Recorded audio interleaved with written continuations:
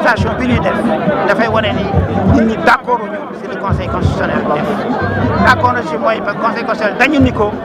Abdoulaye Wade mënul jël 3e mandat et ñu bind ay recours leaderu M23 yëpp ni du mën a jàll moom mu ni dana jàll daal di def interprétation boppam constitution boo xam ne interprétation politique la du interprétation juridique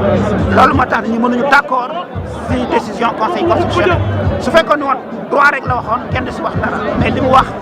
tout droit politique la et loolu moom mënuñu ko nangu parce que suñu gisee constitution ni mu bindoo suñu gisee situation bi aussi ni mu demee lii rek la mënoon demee man mi juriste amoon benn espoir ni conseil constitutionnel dana revenir là-dessus ndax ni ñu leen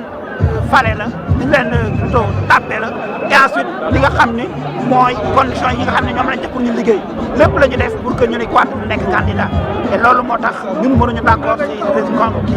décision boobu moo tax ñu jóg di xeex décision bi ànd ak ñëpp ñu nekk si M23